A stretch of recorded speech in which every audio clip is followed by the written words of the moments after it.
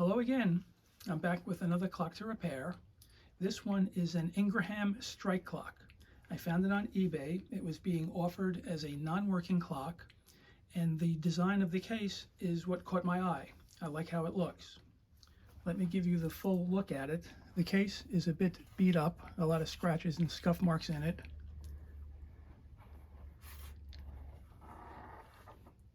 The back plate is missing one of the nuts that holds it on, as well as the set knob. It appears to be an original power cord. It even has a small grommet present, which fits into the hole in the back of the plate. Although the knot that's out here, that really should be on the inside of the plate. And I was able to locate this clock in my Ingraham book. And let me show you what that looks like. This is the book. Ingraham Clocks and Watches, and quite a few of the models that they manufactured are in here, and I'll show you this one.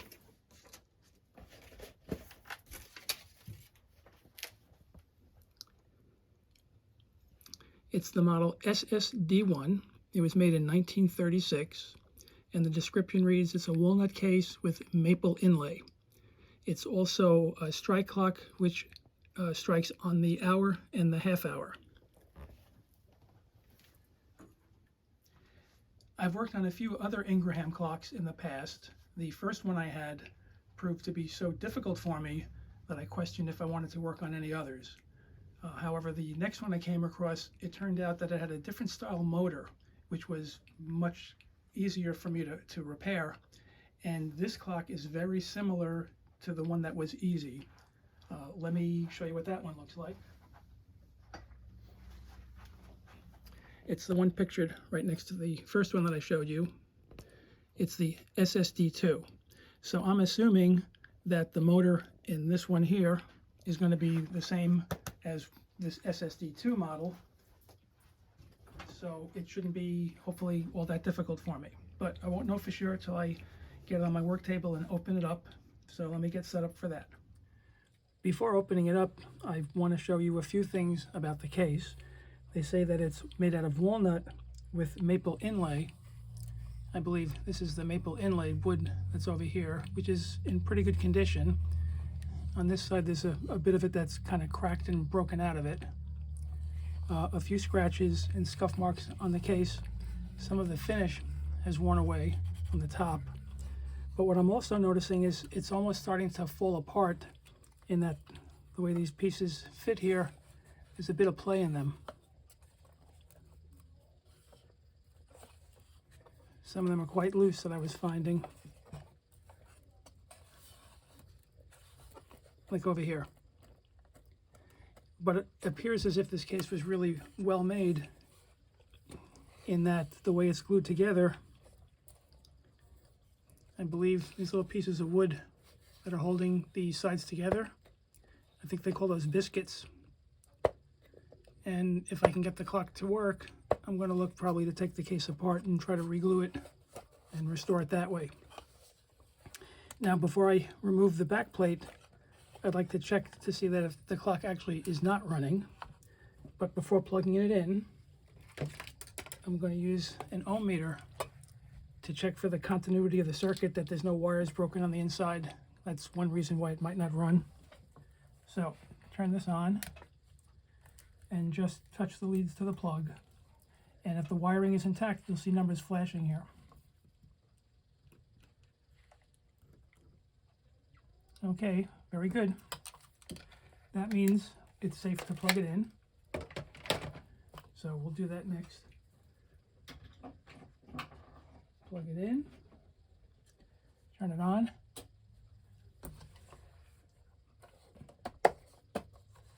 And looks like not running. All right, let's unplug it. And now I can proceed with removing the back.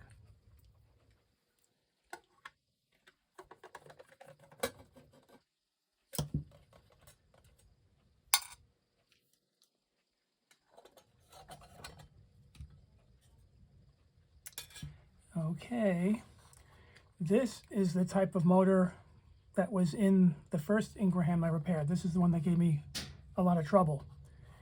So I'll still have to hopefully figure out a way to get this one working. The first step is to remove this from the case, and it looks as if there's a couple of pieces of wood screwed to the sides here. This one only has one screw in it. There's two over here. Let's see if I can remove them.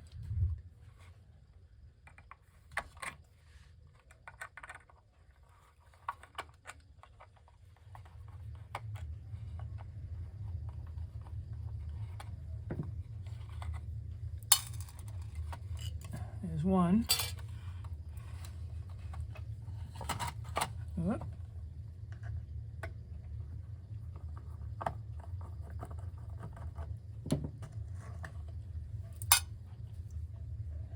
And one more.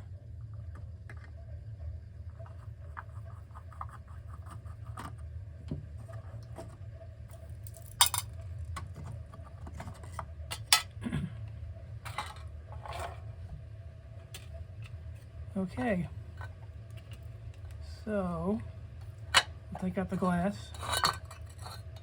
put it aside, put the case on the side, and before beginning to take this, I'm going to want to remove the motor from the whole movement to test to see if it works. But what I want to do first is remove the hands. And my experience with these old clocks is that they're very difficult. They're friction grip, but they're very difficult to pry off. So let me put a little bit of WD-40 around it. The way I do it is I just spray some into a small cap.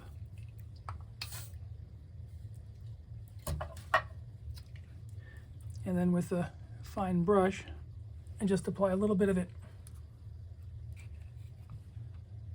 down the center of the stem, underneath it.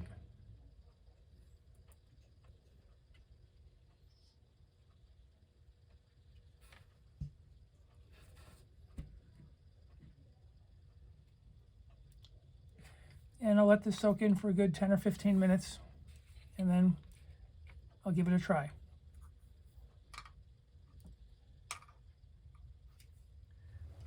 It's been soaking now for about 15 minutes. And one thing I want to show is, whenever possible, I try to label the parts that I'm removing. For example, these pieces of wood from the sides. This was on the left, and that's the top this way, and this was the one on the right. That way, I'm certain that everything goes back exactly how I took it apart.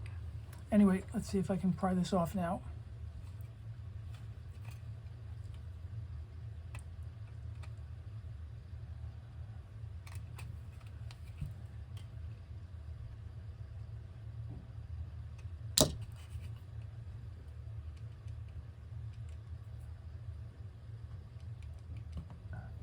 All right, we got the second hand.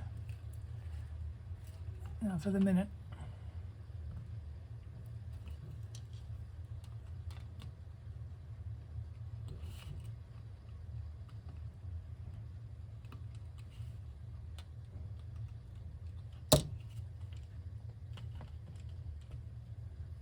And the hour hand.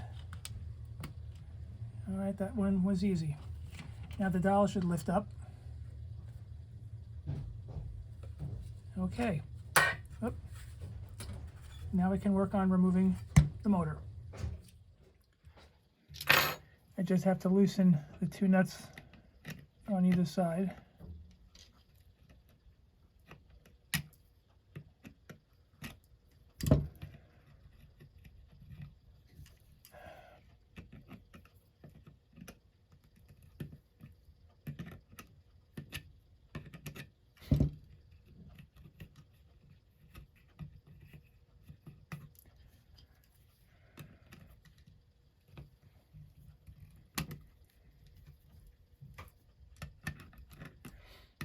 Well, this is taking a long time.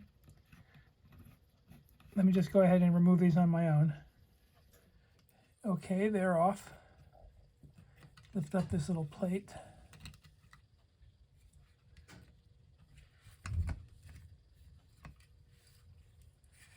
Okay, let's plug it in again, see what happens.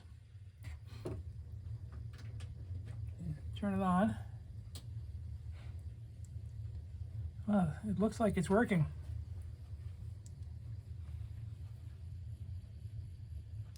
So that means either it wasn't working because the gears in here are so gummed up with dirt and oil that something's binding, or just kind of shaking this around got it to go. It's hard to say for sure.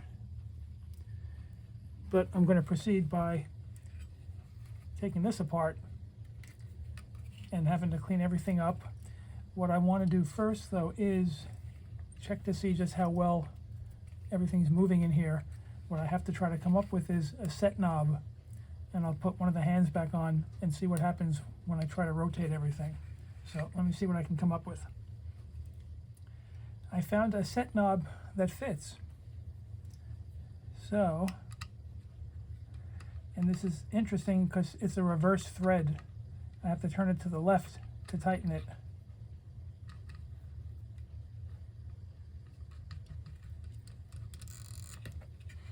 So let's put the hands back on, and the 12 was up here.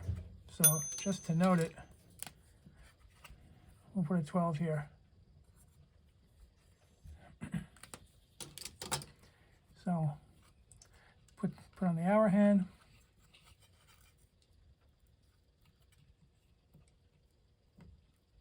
And the minute hand.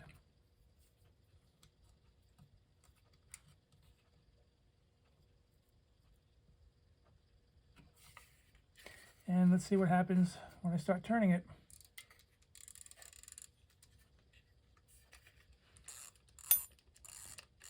All right, it's working that way. Let's see what happens with the strike.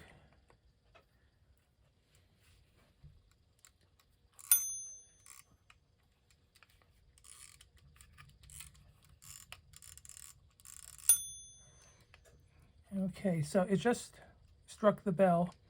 So let's make the hands at 12 for that.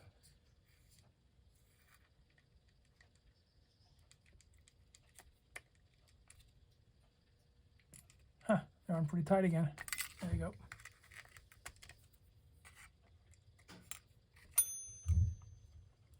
Just to see how accurate it is.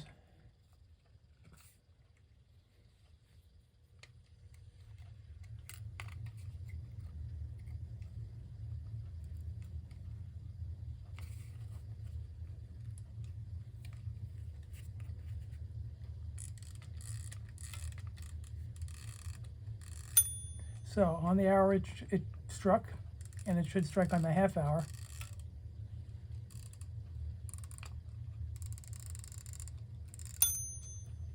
It appears to only be striking on the hour.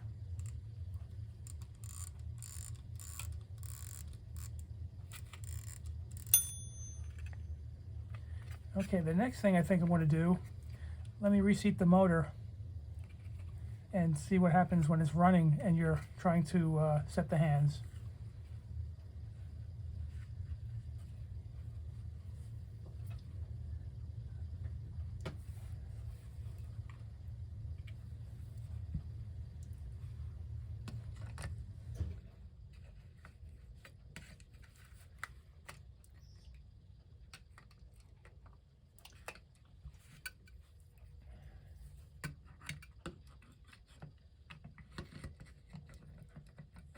And you know what? Let me check to make sure I'm positioning this correctly.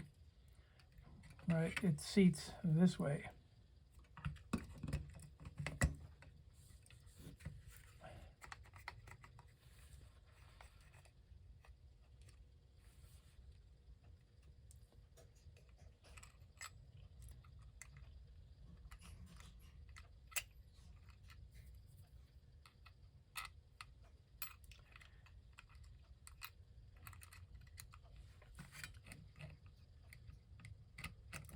I'm going to go ahead and tighten up these nuts on my own, then I'll continue. It's back on. Let me seat the minute hand, or the second hand rather.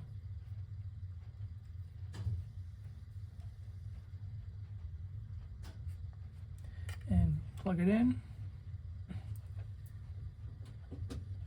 Turn it on. And It looks like it's running, but sort of intermittent. It stopped there.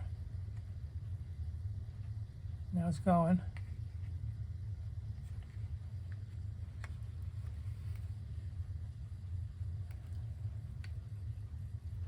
Let's see what happens when I turn the set knob with it going.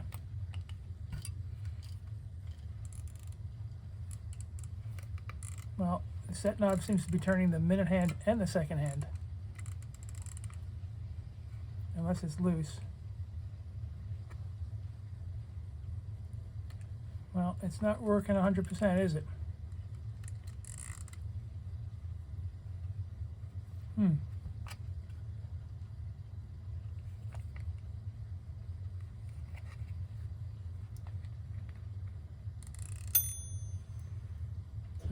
Chime there, the equivalent to, looks like 4 o'clock.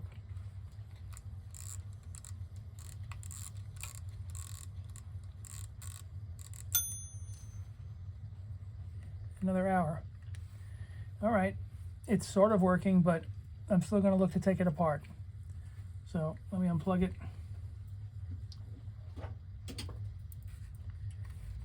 Get these hands off so I don't bend them.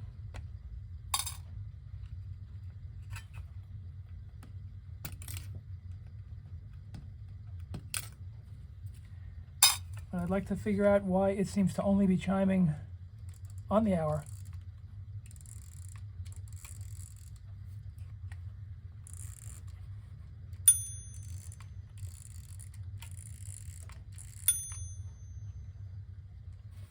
All right, let me remove this and the motor, and then I'll be ready to proceed by getting the removing the plate here. Okay, motor is off. Have to undo the 4 nuts.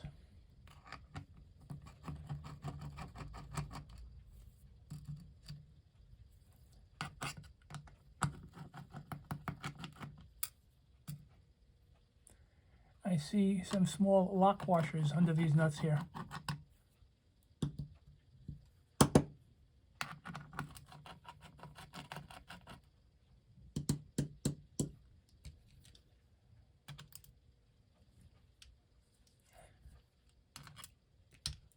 Two, 3, and come on, 4.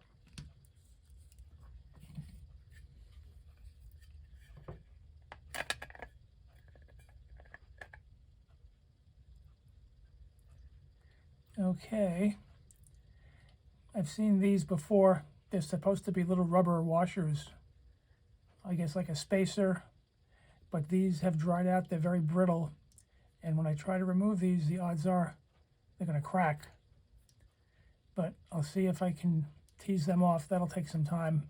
I prefer not to destroy them, so let me work on that. It looks like I can remove these if I carefully unscrew them.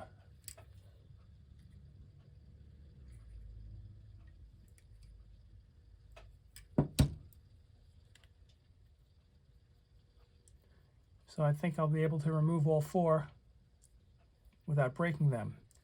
But before I do that, once they're off, this plate's going to come out. And what I'm seeing here are a couple of springs. One over there and over here. And they're involved with when the clock chimes. So I want to undo where they're attached. Otherwise, when this plate comes up, the parts can go flying out of here. Also, this is a good time for me to start taking some photos, just so I see exactly how all these gears are arranged in here. So let me work on all that, and then I'll come back and finish removing these other little washers here.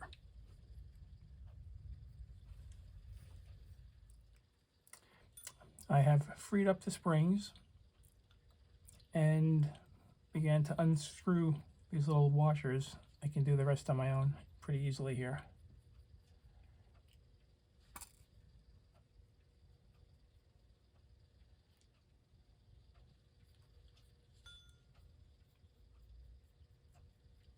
With the springs off, these now arms move on their own. one here, one here. Anyway, let's lift up the plate and try to keep the gears in position.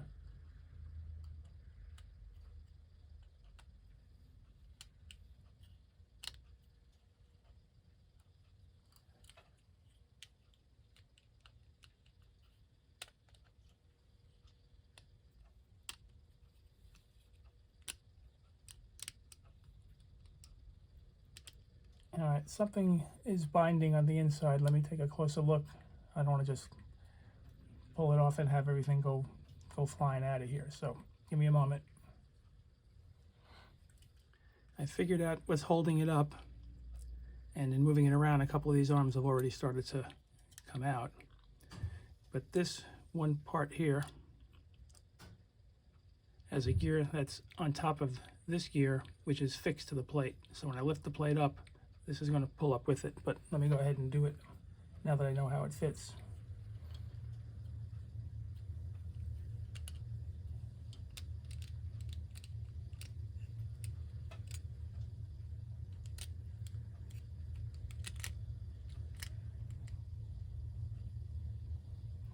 All right.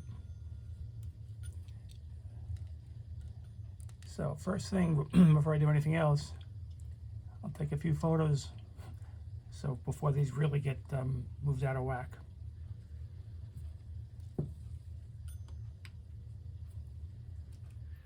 Okay, I think I know where everything goes on this. I've placed everything back into position. I'll just zoom in so you can see how it looks when I take it apart. But this comes off. This is what is the set knob fits on this. This is the hammer for the strike. This gear comes off. This arm also functions along with the strike. And we have one here. And this comes out and separates. And one thing I'm noticing on them is there's a lot of dirt built up. All these parts need a really good cleaning. So my plan is place all of these in my ultrasonic with some hot soapy water. I use Dawn detergent. On the other plate, these gears are attached. They're held on by little C-clips. There's one here and here. I'm not going to bother trying to take them off because, number one, they're very easy to bend and they're also very easy to lose. But I think I can soak this in the ultrasonic as well and get it clean that way. So let me work on that, and when everything is fully cleaned, I'll be ready to reassemble it. Oh, and I'll also clean up this plate as well, along with the bell. I'll probably remove it to be able to clean it thoroughly. There's a couple of nuts holding it on here. So anyway, let me get to work. All of the parts, as well as the plates, have been cleaned. I'm going to try to show how it goes back together. Let me zoom in a little here. So, first, these go together like that and sits here. This goes here.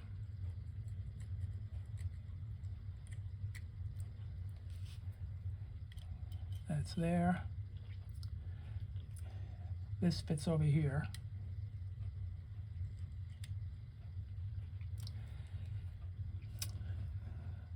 The hammer fits,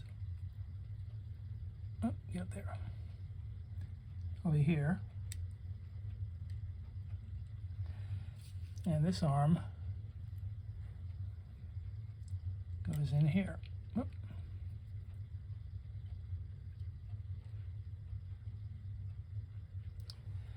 Now, once this is all back together, I have to reconnect this spring here onto this post.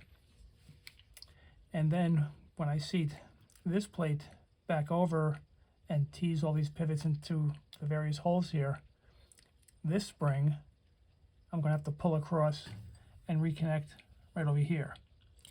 And one of the problems you may recall when I took it apart is that this gear is underneath one of these.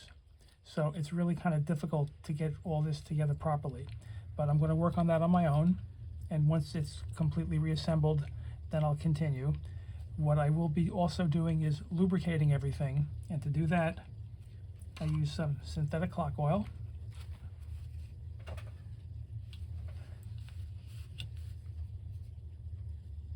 And I use what are known as oil pins. And all you have to do is place just a little bit of it right at the pivot, as well as along the side of the hole that's going to go into. If you have parts that fit together like this, I'll put a little bit of oil along the whole stem here.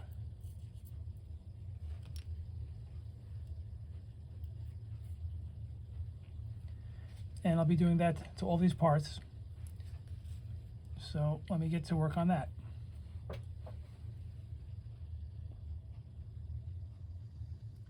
Okay, I was able to get everything back together.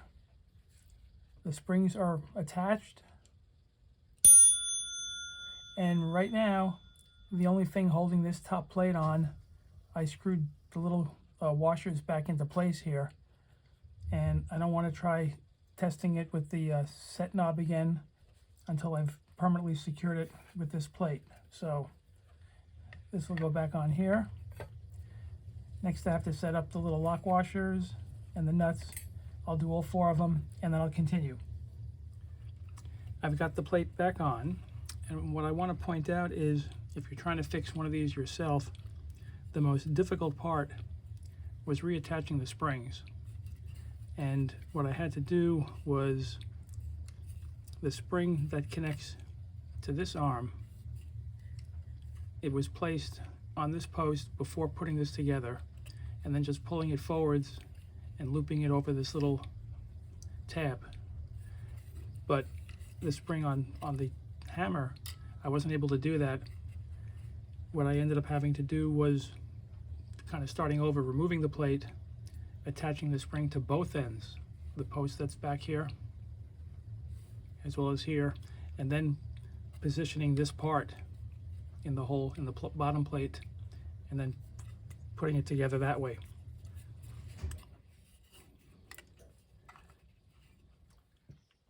Now to attach the set knob.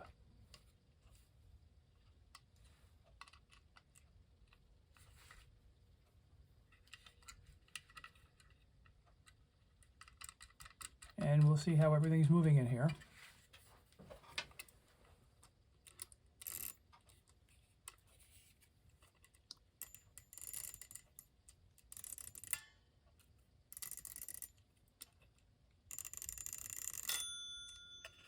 Looks like it's working.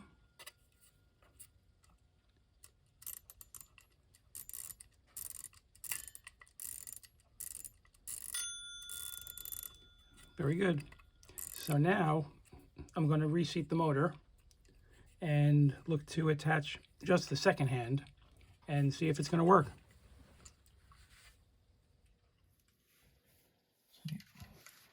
The motor fits here.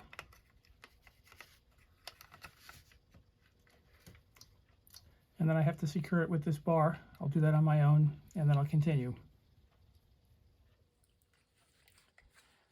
Now I can seat the hands, and we'll see if it's working properly. I'm not really worried about the accuracy of where the chime is yet. I just want to see if it works at all, as well as the hands turning properly.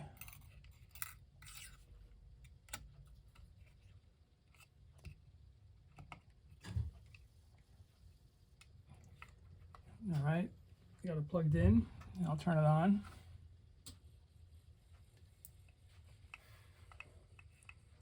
Well, it looks like it's working.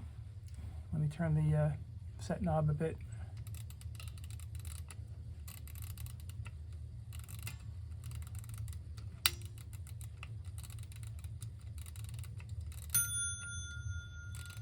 All right, I think we got it.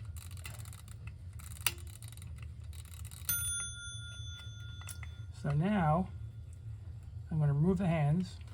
I'm going to look to start cleaning up the dial and the glass, and then position the dial and the hands back over that.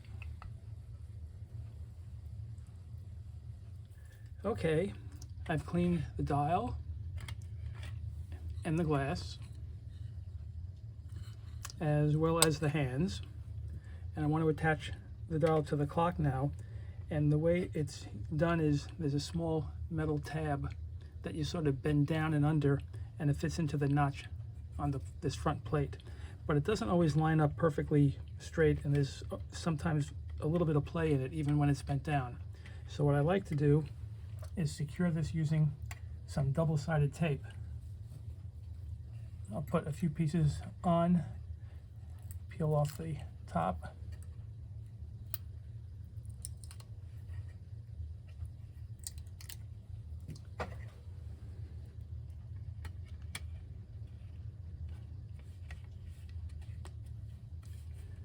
Now I know it's going to stay put. And what I'm going to do is seat the minute hand, because I want to find out exactly where the clock is striking. So I can put this pretty much anywhere, but I have it on the 12. And I'll start to turn the set knob.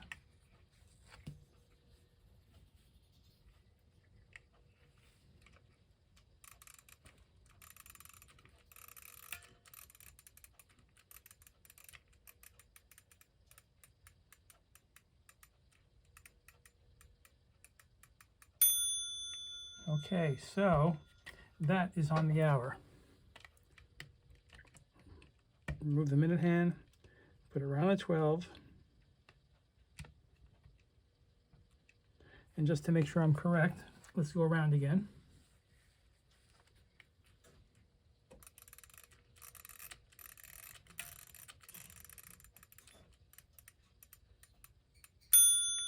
That's pretty good.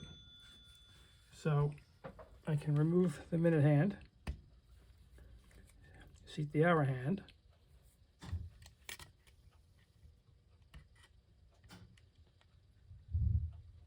and then the minute,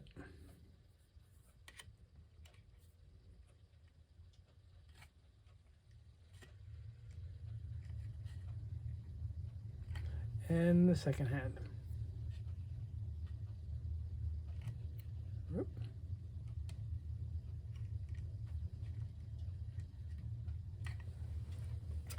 And the clock is pretty much completed. So now I can turn my attention to restoring the case. Now, as I had mentioned at the beginning, I need to glue up where the wood is loose. And now that the clock is out of here, I don't really have to take the whole thing apart. I can just get some glue in here and clamp it shut, this side and this corner. The top is pretty much a nice joint. It fits nicely. So I'm going to glue it together, clamp it. The next step will be to clean up the case. A lot of dirt on here, I'm sure. Once it's cleaned, I'll look to go over it with my Howard's Restore finish and my feed and wax, a wax polish. What I'm also looking to do is some black painting on the bottom feet here, which is kind of worn and scuffed. I'll probably repaint this. So let me get to work on all that. I've glued the case, and I used some rubber bands to act as clamps, but I have the joints pretty close together now. And we'll let this dry overnight. I also have the clock running just to keep an eye on it, make sure that it's working properly. Other thing I want to do is I want to paint the back plate. It has a lot of scratches on it. I'll probably even look to remove the data plate here. It's kind of loose. That way I can place it back on here and tighten it up a bit. Just a couple little metal tabs here holding it in place. Anyway, let me get to work on all that. The case has been sitting overnight. I can remove the rubber bands.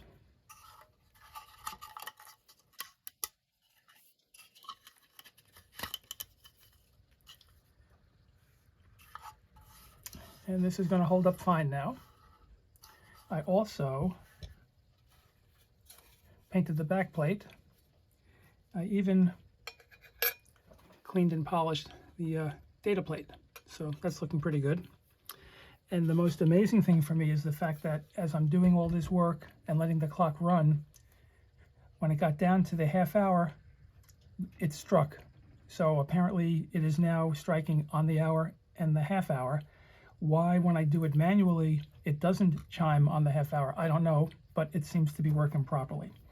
And another thing that I should show is if you have one of these clocks and you decide you don't want it to chime, there's a stem on the back that when you turn this, it adjusts the hammer, and I'll try to demonstrate that. See if I can turn it. If you turn this a little bit either way, see how it moves the hammer away from the bell? And although it'll still do this, it's no longer hitting the bell. And if you want it to strike, you just have to turn it back a little bit. So what I'm going to proceed with is cleaning the wood and then restoring it with my Howard's Restore Finish and the wax polish. Okay, I'll show you what I've done. I've gone over the wood, I've cleaned it. I also repainted the black on the feet. And what I'm going to do now is treat it with my Restore Finish. We'll see how much it improves the look of it. This is what I use. And you just have to apply a little bit. Get this open.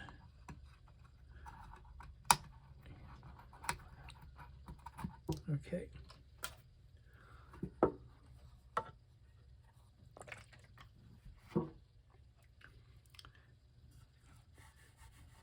Apply it to the top.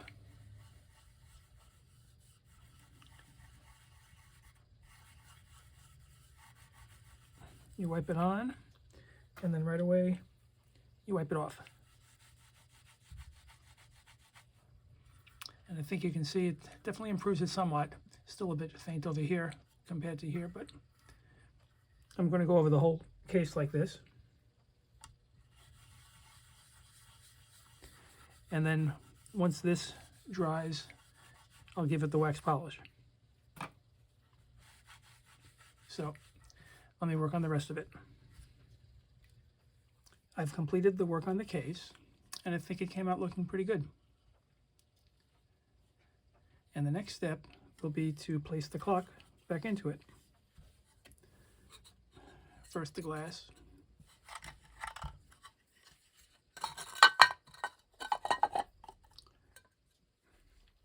And then the whole mechanism. And let me remove my legs.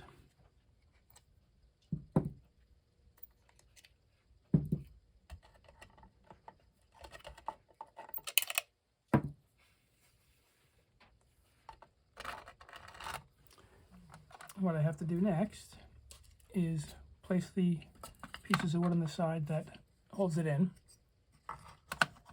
I'll secure it with a couple of screws on my own, and then I'll continue. The wood is in tight. Now I have to place the back plate on. And I want to use this little grommet.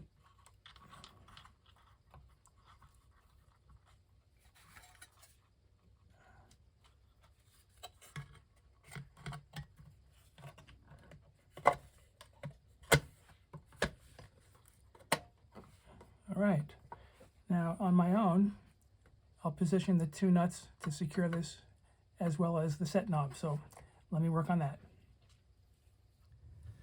Everything is on. I'm going to set it up on my workbench and we'll plug it in, make sure it's still running, and we'll have a final look at it. I have it set up and it's plugged in. Let me turn it on. And it's running. And I can tell you that I've had this one plugged in for several hours, and what I found is that it would strike on the hour consistently. However, on the half hour, sometimes it would strike, sometimes it would not. Other times it just did a clicking sound, and other times it would strike anywhere from 3 to 5 times. And I had really no idea why it was doing that, I removed the clock from the case and took a close look at it as it ran to try to figure out what's different, and really couldn't come up with any reason why it was doing that. However, I find this to be a really handsome, good-looking clock, and I'm okay with it the way it is. If the odd strike feature bothers me, I can always adjust from the back of it and do that little adjustment so that it no longer strikes. In any event, we have here the Ingraham model SSD1 from 1936. I hope you enjoyed this video. Please feel free to check out some of my others. Any questions and comments you have are always welcome. I try to answer all of them. And that pretty much wraps things up. Bye for now. There you go, right on schedule.